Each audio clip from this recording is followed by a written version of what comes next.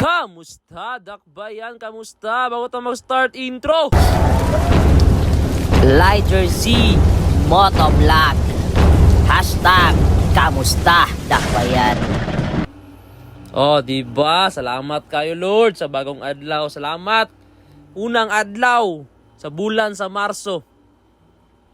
I declare and pray nga ang tanan gipanalanginan physically even spiritually. Lord, salamat Ginoo sa bagong adlaw nga gihatag sa imong makanakang katawan. Dalaygon ka, Lord, sa walay katapusan.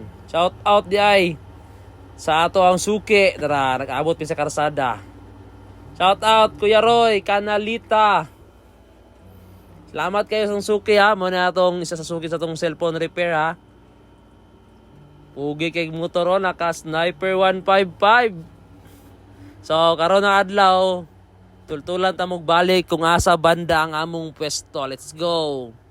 Dira mo sa may NCC Uyang Gurin. Kung gikan ka sa Boulevard, diri ka mo agi oh. Pagliko nimo diri sa tuo, diretso lang ka na hantod sa unahan.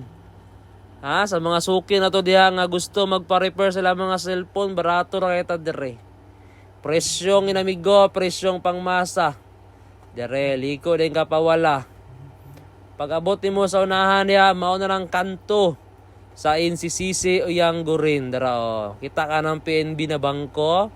I-straight lang ka na diha. Op. Agi ko. Sige, diretso lang. Op. Sige na, agi na eh.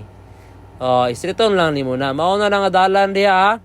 Sa mga magpaayo ayaw ka ulaw. NCCC Uyang Gurin, Davao City sa gilid lang sidewalk area.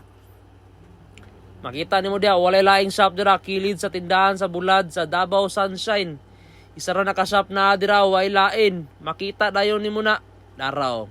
Nay parkinganan sa motor, sakyanan dira sa gilid lang. So, let's go. Daraw. Kita ka na tindahan sa bulad, mga tindahan sa bulad dira. Ang tapat na among shop daraw. God bless dakbayan. God bless everyone.